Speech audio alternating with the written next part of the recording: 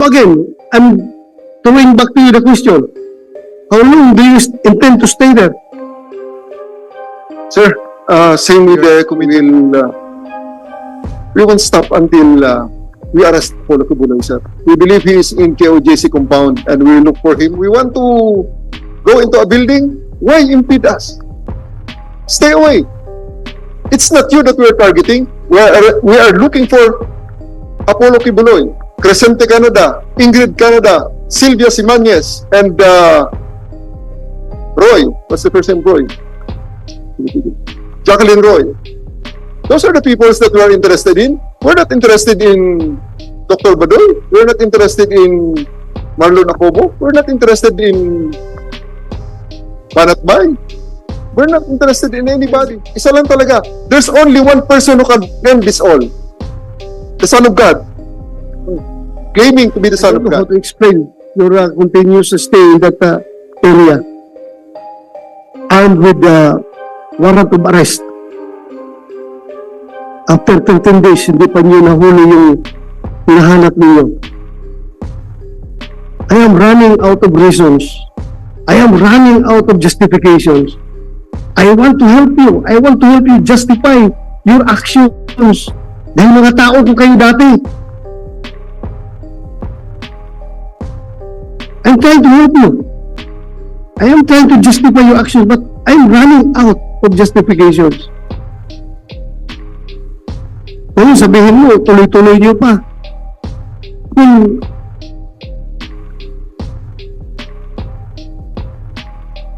I don't know how to deal with this situation.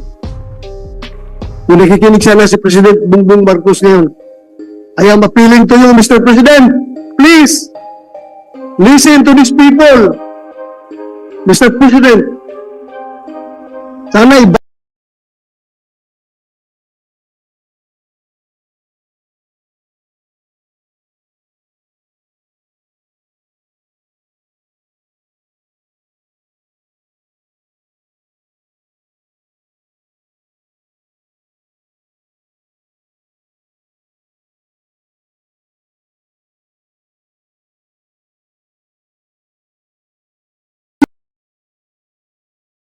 to sacrifice everything.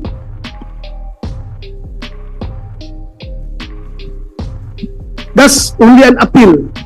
I hope you are listening.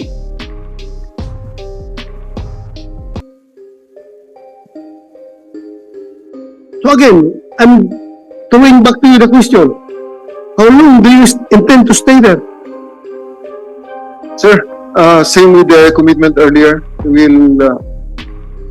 We won't stop until we arrest Apollo Kibuloy, sir. We believe he is in KOJC compound and we will look for him. If only the KOJC members will cooperate with us, leave us alone what we are doing, we're not hurting them. We're not hurting them. They are the ones impeding us. We want to go into a building. Why impede us? Stay away. It's not you that we are targeting. We are looking for Apollo Kibuloy, Crescente Canada, Ingrid Canada, Sylvia Simanes, and Roy. What's the first name? Roy. Jacqueline Roy. Those are the people that we are interested in. We're not interested in Dr. Badoy. We're not interested in Marlon Acobo. We're not interested in Banatbay. We're not interested in anybody except for the five. Let us look for them freely in these areas. They say that these are sacred grounds. We see that anyway, sir, this is really of no point of debating, considering that the court order still subsists, and it will be a great dereliction of our duty if we will stop and we will not comply with the court order. We have positive information that Mr. Kibuloy is in the compound, and you have seen the challenges that we faced in the past 13 days. And of course, I would like also to pasensya na po kayo dahil kung isa lang talaga, there's only one person who can end this all. The Son of God. Claiming to be the Son of God. Kasi nga naman, ang Son of God, nakilala ko, na nabasa ko sa libro, nagpapako sa krus para sa kanyang mananampalataya. Sana naman itong Son of God sa ngayong ito can take the cadence. Hindi niya kailangan magpapak sa krus. You are also a son of God. I am also a son of God. Everyone here is a son of God. A daughter of God. You need that emphasize that. Everyone is. Lahat tayo dito, anak ng Panginoon. Sir. And also, sir, may I take this chance? Okay. Maybe the KOJC has the impression that I take joy and pride in doing this. Pride maybe because I'm doing my job, but I don't take any joy in this. My children are harassed by KOJC. They know my house. They've been delivering vegan chicharon in my house in Marikina during the time that the SMNI franchise was revoked, and the reporters were turned to sellers and fundraisers of sacks and sacks of vegan chicharon. I've been buying from them. I've been supporting them. They're my friends. I don't take joy in this job, sir. It's just because I took the oath that I'm doing this to the end. May I say something, sir? Yes, ma'am. I can see, General Torre, that you do not take any joy in this, and that you are saying that it would be a dereliction of your duty if you do not implement the the warrant of arrest. But on the other hand, I would like to emphasize that in the exercise of your duties, this constitutes a rape of the constitutional rights of other people. The right to religious freedom, right to education, right to life, liberty, and property of third persons who are not part of this warrant of arrests. As my teacher said, your right to wave your hand ends where my nose begins. And so many noses have already been broken. Specifically, the noses that refer to the Bill of Rights. Thank you, sir. Thank you. Again, sinabi ko na sa iyo kanina, General Torre, na in the performance of your duty, you are willing to sacrifice all the rights that as stated by Atty. Fuentes. Ako nagkusabi, mga bata, nag-aaral, sila, yung kanilang religious duties, religious ceremonies ay na-impede. So, hindi ko ang hirap i-justify. But then, we are going nowhere in this hearing if we cannot reach to a settlement. Wala tayong magawa dito.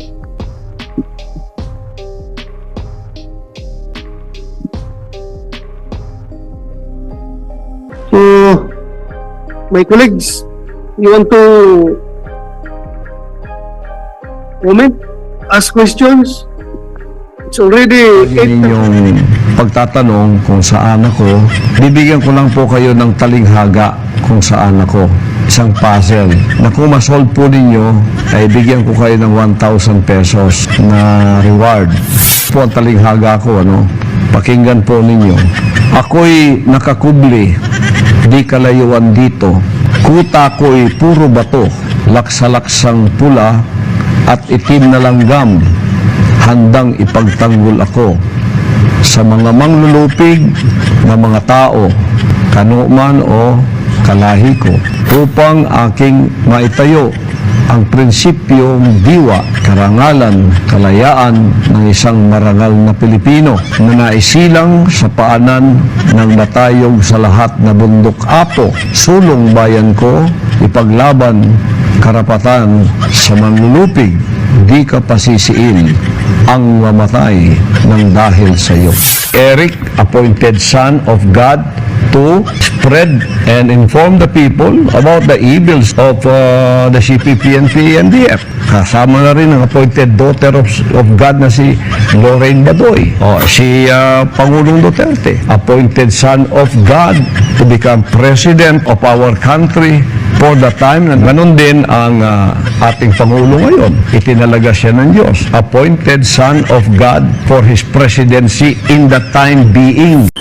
Kung hindi po ninyo magbibigay sa akin in a written form ang mga kondisyones na ito mula sa Office of the President, mula sa Office of the SOJ, mula sa Office of the PNP and the NBI and the CIDG, hindi po nyo makikita ang pagmumukha ko. An arrest warrant for him. Parang hindi niya yata masyadong naintindihan ang proseso ng pagka nag-issue ang korte ng bench warrant or warrant for arrest. It is out of our hands already. It is in the court's hands. Kailangan ang kausap niya ang korte. Dahil ang executive, ang papel lang namin ngayon ay arrestuhin siya. So, all of these conditions that he's putting in are immaterial. Si VP Sara nag-apologize sa mga KOJC members for asking them to vote for you. One, it's a prerogative. I still don't understand why, but that it is her wish. Wala tayong So wala na ho, wala na kayong communication ng Vice President? No, not at all. Not at all. The last time I spoke to her was when she handed me her resignation. And we haven't spoken since. And then yung ano po, yung sabi nila lagi, this is all politicking. Yung mga lumalabas po na investigasyon, there's even a threat of impeachment against the Vice President. Ito daw po ay pamumulitika. I don't know where all of that come from. This is a budget hearing. Well, hindi naman pinag-usapan naman. This is something that every single government agency has to do. So it's a hearing. There's no politics in it. We do it every year. We do it with the same department. We do it. That process is well established and it has nothing to do with politics. It has to do with the budget. So I don't know how she can characterize these things, which is essentially an information gathering exercise for the House and for the Senate, so that they know what the budget will look like. So there's malayo sa politika yun. Mr. President, thank you. Thank you.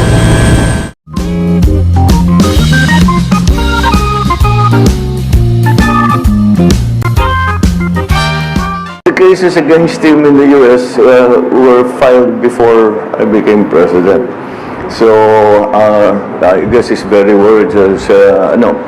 Well, I would just advise him that just kung meron naman siyang sasabihin, if he has an opportunity in the hearings both in the House and in the Senate to say his side of the story. Kaya kung sinasabi niya, hindi totoo lahat yan, hindi totoo, walang nangyaring ganyan, di sabihin niya. Pagka ganito, anong mangyayari dyan? Hindi siya sisipot. Pag hindi siya sumip, mapapakontempt siya. O, tapos tuloy-tuloy, ay nako, mas malaki yung gulo. Kung makapunta siya, sagutin niya lahat ng tanong, di tapos na. That's why my advice for him is to just face the questioning in the House and in the Senate. Marinig natin ang kanyang side para malaman natin kung ano ba talagang nangyayari dito. We're trying to be fair here in allowing him an opportunity and fora to make his case. So I think he should take advantage of Pero it. sir, yung claim niya po na assassination. So what's your take on this? Hindi na nakatenda nila. Bakit? Walang may gusto mag-assassinate sa kanya. Bakit siya i-assassinate? Wala namang ano yun. Ha? What, I mean, you know, why will anyone want to do that? Maybe he's just very, wala na. I just, hindi ko naintindihan yung sinasabi niya. Bakit siya i-assassinate? Nakafentanyl po, Mr. Mas. Hindi naman siguro, pero hindi ko alam. Siguro natatakot siya dahil sa mga pangyayari. But again, the best way to diffuse that situation for him is to testify before the committees in the House and in the Senate. Sinasabi po niya na, syempre, no truth to it, kasi daw single po siya, hindi siya nag-asawa, mayaman siya, kaya pinag-aagawan po siya. Hindi ko alam kung single siya, may mga nagsasabing may asawa siya, pero mayaman siya, at least inamin niya yon. Paano naman hindi yayaman? Ang dami-daming mga tao, pati mga bata at menor de edad, ay pinalimos niya ng maraming taon. Napilit binibigyan ng goal o target ng kung ilang libo sa isang araw, 3,000 a day, 1,500 a month tuwing Burr months, batay sa testimonya ng mga victim survivors. At lahat iti-turn over sa kanya para sa kanyang marangyang pamumuhay, mansyon, eroplano, at iba pa. At yung pinag-aagawan siya, ang pinakamatinding testimonya na binibigay ng ating mga kababaihang victim survivors ay marami silang dumaan at malamang yung mga kabaro natin na nasa poder pa niya, dumadaan pa rin sa sapilitang sexual relations. Na si krimen ang tawag dyan ay panggagahasa.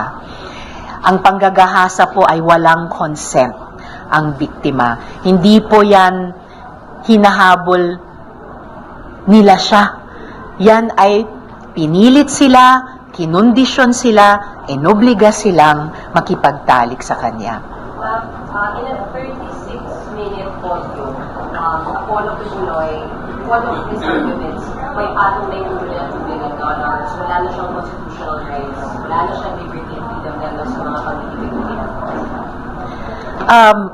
ubod ng ganapang constitutional rights niya to the effect na iniimbestiga siya ng isang Senate committee dito, to the effect na inisyuhan siya ng warrant, inisyuhan siya ng subpoena.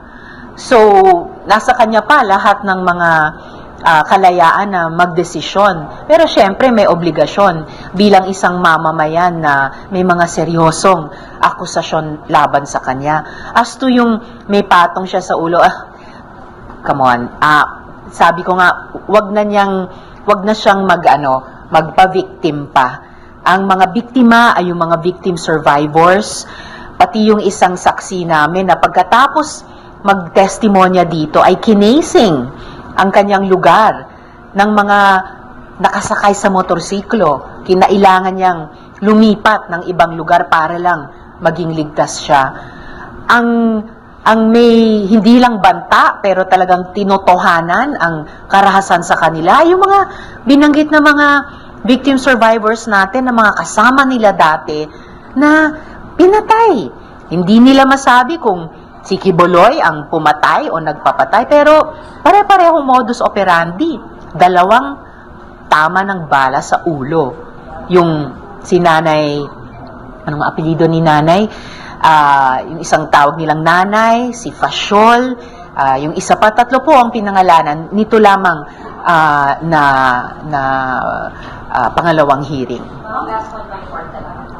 May sinasabi si Quiboloy na inaalay na niya yung buhay niya sa bansang Pilipinas. Siya na lang daw po ang tumulong at upang tayo ay magkaroon ng kalayaan.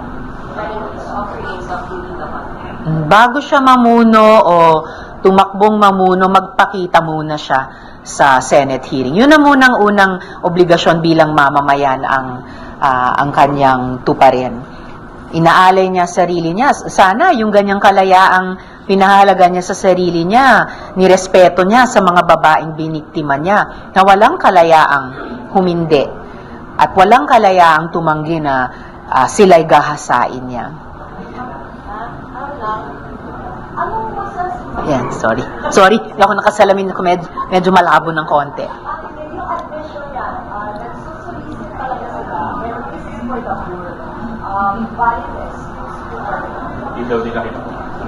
Yung pagsosolicit po ay pinag-usapan both ng mga national government agencies at yung departamentong may kinalaman sa ating mga local government units na pagpapalimos sa ibang tao at lalo na pagpapalimos sa mga menor de edad, pumapailalim yan sa mga krimen.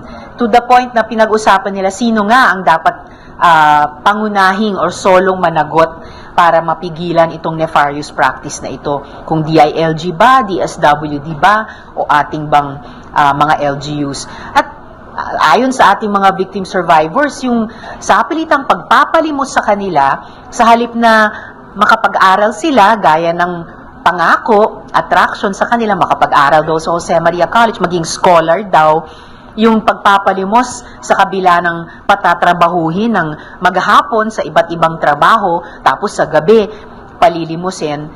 For the poor, may yumaman at may guminhawa, hindi yung mga mahihirap dahil yung ating mga witnesses ay nanatiling mahirap at nananatiling mahirap. Pero may yumaman, at yan si Apollo Kibuloy.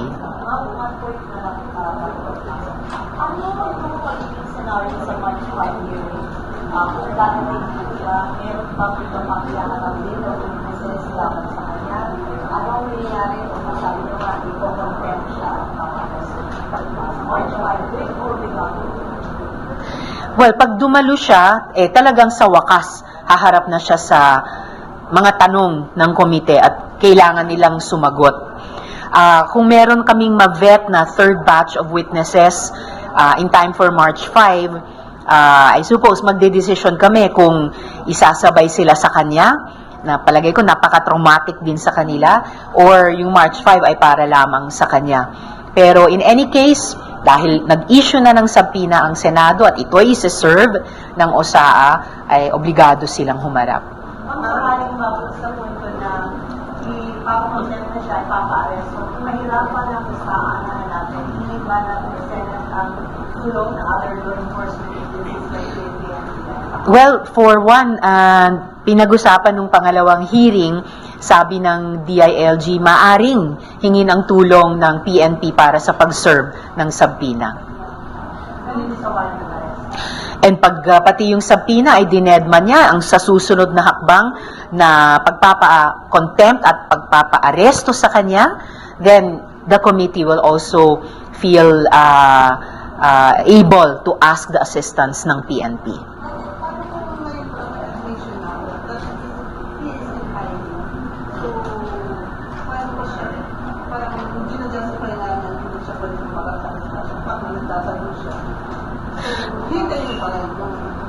Oh, yes. No. Paninindigan ng komite yung subpoena. Kahit nagtatago siya, anak ng Diyos, no, nagtatago anyway. Kahit nagtatago siya, isi-serve yung subpoena sa kanyang known address. Marireceive yan. So, ibig sabihin, makararating sa kanya. At by now, alam niya na sinasubpoena siya ng Senado.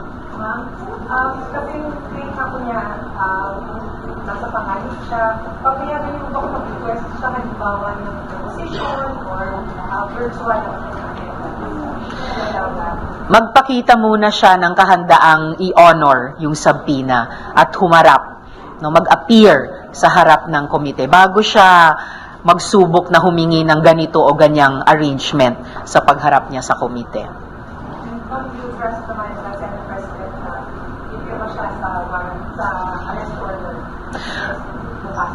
Pinirmahan ni SP yung subpoena at kung pati yon ay hindi i-honor at i-contempt ko siya, then magre-request ako ulit na i-aresto si Kibuloy at aasahan ko na pipirmahan ulit ni SP. Ang walang investigasyon pag pinarate, did he send a subpoena?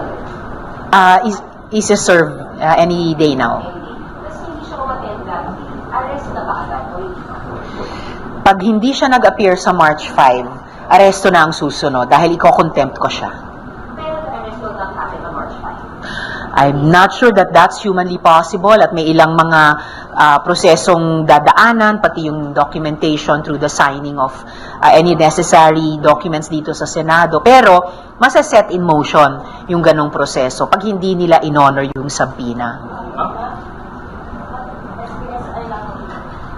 Opo. Yes. Pero pa hindi na din tapos wala pa rin daw yung tulong sabi ng mayor. At yung point na gawin nila sa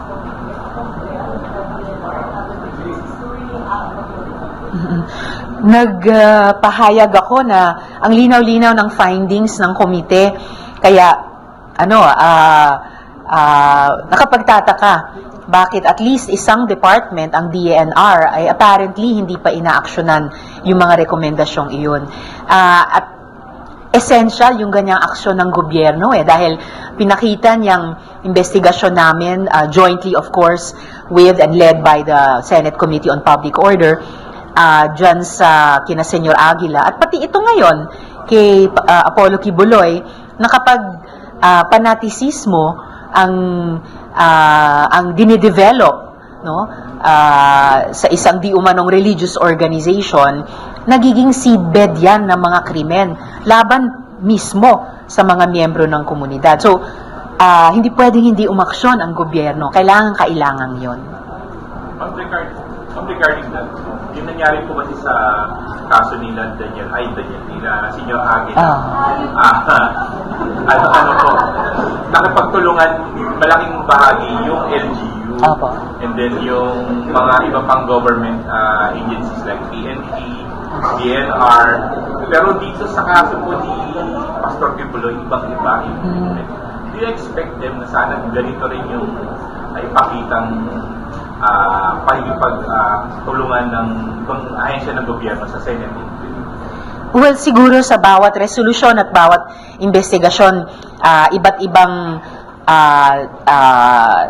ang tawag nito, iba't ibang degree or quality ng pag-engage o pagsuporta ng iba't ibang national government agencies o LGUs for that matter. Pero hindi ako nadi-disappoint sa degree ng pag-engage ng mga government agencies dito sa ongoing investigation namin alang-alang sa mga victim survivors ni Apollo Kibuloy. Dahil hanggang sa second hearing at inaasahan ko sa mga susunod na pagdinig, talagang pinapasukan nila yung mga tanong at nagbibigay sila ng kanilang mga either inputs or even commitment of support. So, hindi ako nadi-disappoint.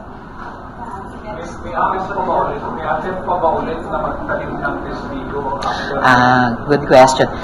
Wala pa akong narinig ulit sa aking legis na may ganon. So, sana na namalaya nila na, nahuhuli pala kung may attempts na magtanim ng false witnesses at idiskaril ang investigasyon ng komite. Pero yun po, yung sa SBSI, ang question yung DNR contract. What about kay Pastor Simulan regarding sa Glory Mountain?